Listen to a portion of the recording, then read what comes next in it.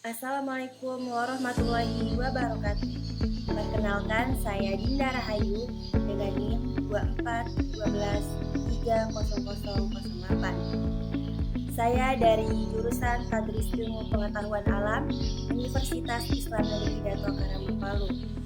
Saya mahasiswa semester 3. Di sini saya membuat video ini untuk memenuhi tugas UAS dari mata kuliah studi Al-Quran dan Hadis. Baik, selanjutnya kita beralih ke soal-soal. Soal yang pertama yaitu bacalah redaksi hadis di bawah ini dengan jelas, baik, dan benar.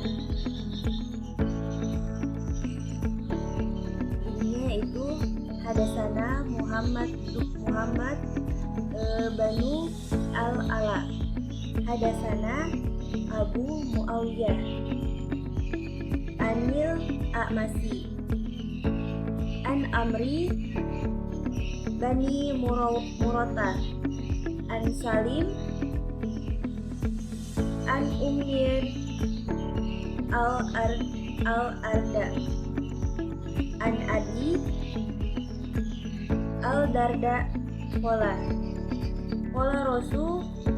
Rasulullah sallallahu alaihi wasallam ala uhbirukum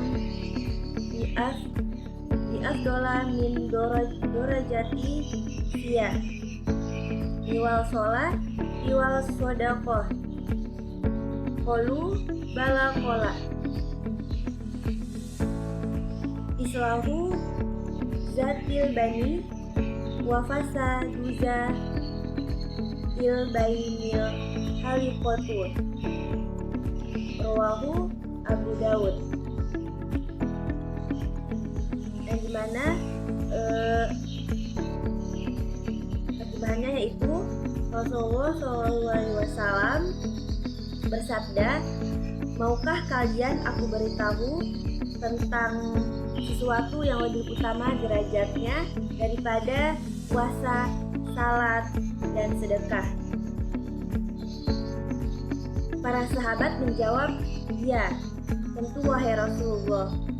Beliau bersabda, yaitu memperbaiki hubungan di antara manusia dan merusak hubungan di antara manusia adalah al-halikah atau pencukur atau penghancur.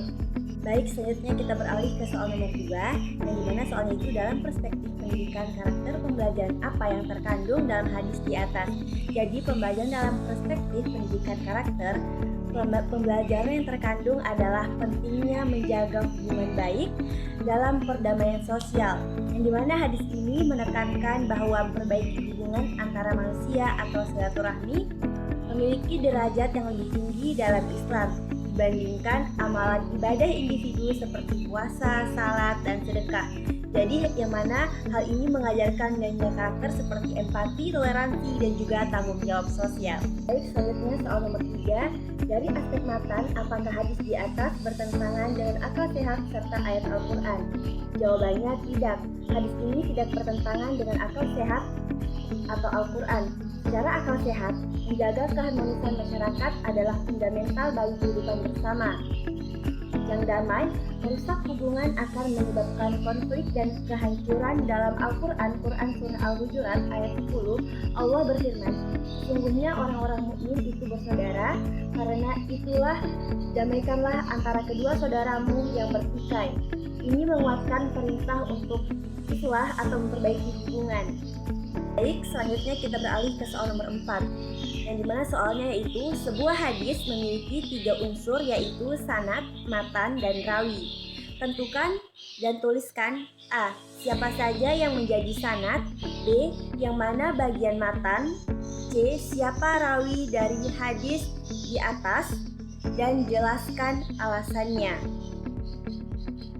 Jadi, unsur-unsur hadis yang pertama yaitu ada sanad, yang dimana sanad ini adalah rangkaian perawi yang menyampaikan matan hadis. Dalam hadis ini sanadnya adalah Muhammad bin Al-Ala, Abu Muawiyah, Al-Amasi, Amr bin Murrah, Salim, Ummu Ad-Darda, Dan bagian B yaitu untuk matan. Matannya itu adalah redaksi hadis berbahasa Arab yang berisi sabda Nabi Muhammad SAW. Sedangkan yang bagian C adalah untuk perawinya. C yaitu rawi. Rawinya adalah orang yang meriwayatkan hadis atau periwayat pertama dari Nabi atau periwayat terakhir yang mencatat hadis. Dalam konteks ini, sahabat Nabi yang menjadi sumber hadis adalah Abu ad-Darda. Kitab yang mencatat hadis adalah Abu Daud. Selanjutnya kita beralih ke soal yang terakhir, yaitu soal nomor 5.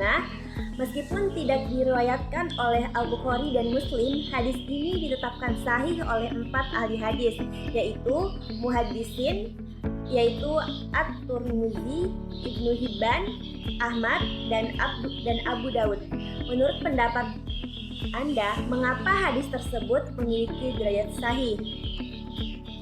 Menurut syarat kesahihan sebuah hadis, dengan menjadikan hadis di atas sebagai bahan studi kasus sederhana.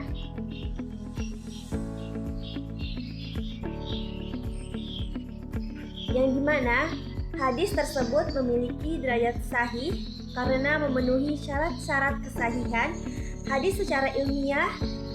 Syarat-syarat tersebut meliputi sanadnya bersambung atau setiap perawi menerima langsung dari perawi sebelumnya hingga sampai kepada Nabi Muhammad SAW.